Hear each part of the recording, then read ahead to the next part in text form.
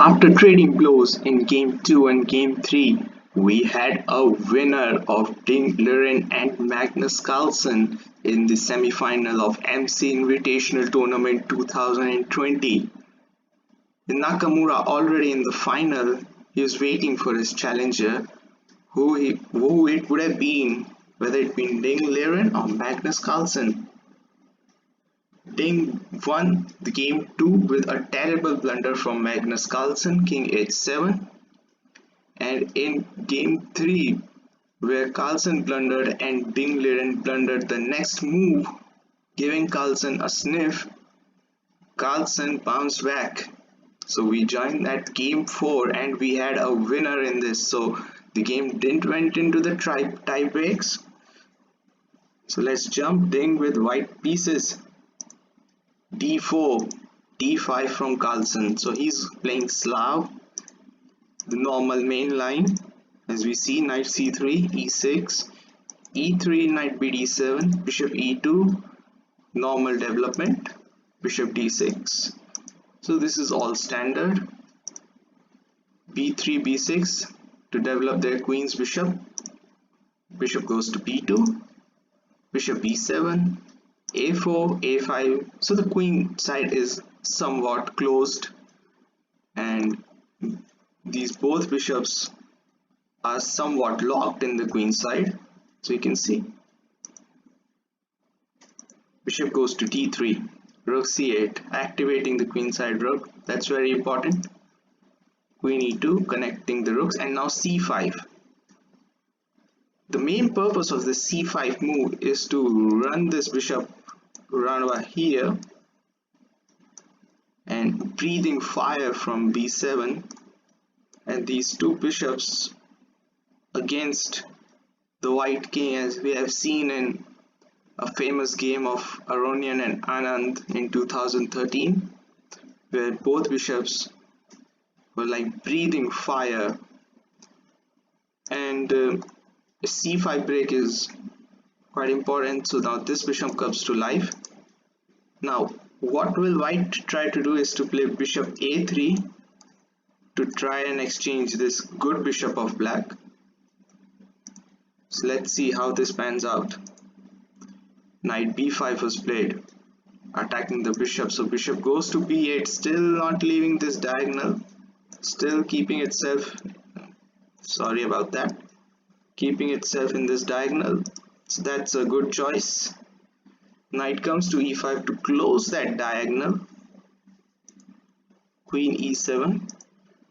Now f4, putting more protection on this square. So instead of taking by this, if there is capture, then taking with the f pawn would be ideal. D takes c4, b takes c4, and now knight e4. So the idea is to, once this knight catches this, one of those pawns would be attacking here. So knight goes here, or I should say comes here. What does this do? If this knight leaves this square, then this square is a little soft. It could be a potential target with bishop on this diagonal. Queen coming here, threatening queen h7 mate. So this knight blocks the path of this bishop. That's very crucial. If he tries to play f5 and put a defender here, then this knight will be secured. It will be in the heart of white's position. So rook a d1,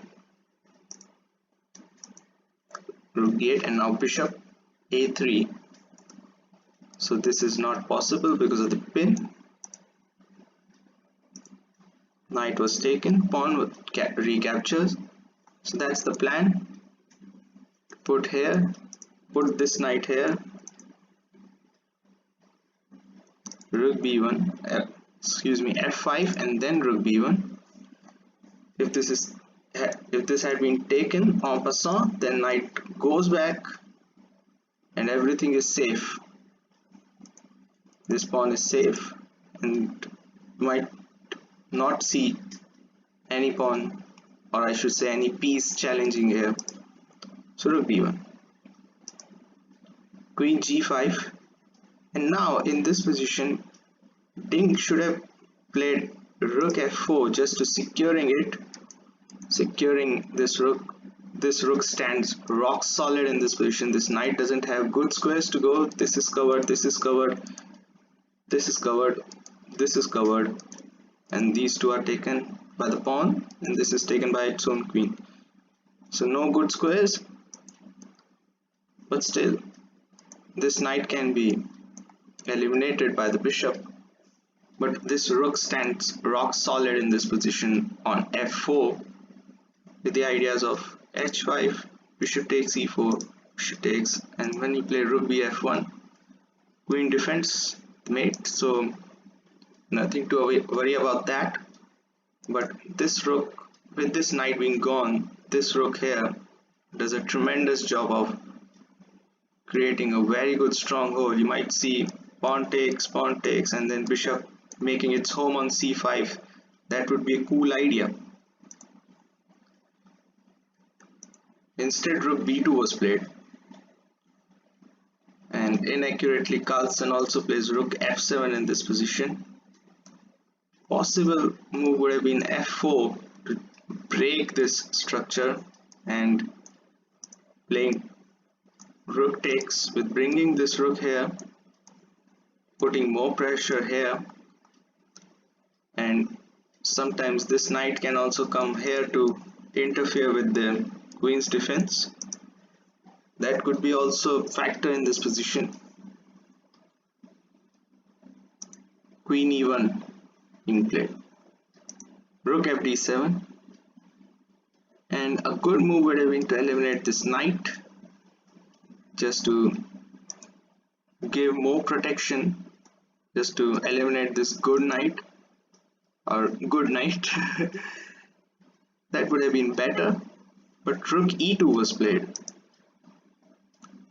So we are trying to emphasize what black is trying to do. He wants to exchange and put more pressure here, try to bring this bishop to take this knight, and then rook takes. That's a possibility. h6 from Carlsen, bishop b2. I mean, at this position it is absolutely weird for white, absolutely weird for Ding. This bishop is really poor compared to these two bishops. They have free license in this diagonal, and there are no black pawns in their way. You have to keep that in mind as well. But bishop b2 is just a poor piece. Pity for queen's bishop. Bishop c6 being played. Simple idea is to just remove that knight, and exchange is here. Probably this was the reason that bishop b2 was played, to keep an eye on d4. But still, pity for that bishop. You can't say anything much. Bishop c2, king h8 just tucking out of the way. Just keep giving more pawn shelter to its own king. Rook f3, the rook left. Queen g6. And now rook h3. Could have played rook f4 in this position. That would have been better. And now the good move that I believe, it should have been knight g5. So this rook would have been attacked, and okay, not f4 in this position, but still that would have been better. With the ideas of playing knight here, check, exploiting the pin, could have been a different story. But queen g5, rook f3 was played, knight c3, a very nice trap, threatening the rook because of the pin. And now d5 closing the line. from Ding Liren. Knight takes e2 with check. Queen takes. Bishop tucks back to b7. Rook g3. He could have played queen h5, try to... Oh, sorry. He would have tried queen h5 in this position. Carlsen. Queen h4, that's a very good move. Now d6. e4, I think, would have been a better chance. Okay. So bishop comes to e4. Bishop d1, bishop c6. Rook h3 attacks the queen, so queen goes away. Rook g3. Queen h4, so what's Ding is trying to do is to just trying to repeat the moves. There we go, repetition. But now he breaks the rhythm by playing knight c3. He could have gone back to rook g3, but he goes for win. Rook f8. You could have played bishop takes d6 and two pawns lining here just to remove this defender from this position. The queen would have been overloaded to look at the mate and look at d1 square, but that's for another day. And now simple move would have been to play rook g3 just to guard this g2 pawn and try to play queen h5 himself to exchange the queens, but he plays queen f2 and Carlsen plays queen d8 in this position. Still okay, but bishop takes d6 would have been better. Knight f4, bishop takes d6 and knight takes e6. This was a mistake. Could have simply recaptured the bishop, but he was looking for something big. He was looking for fork, and this fork with check. This did happen. Queen e8, knight takes f8 check. Bishop comes back and takes the knight. Queen takes f5 check, g6, and basically the best move would have been to play queen c2. He plays queen f1,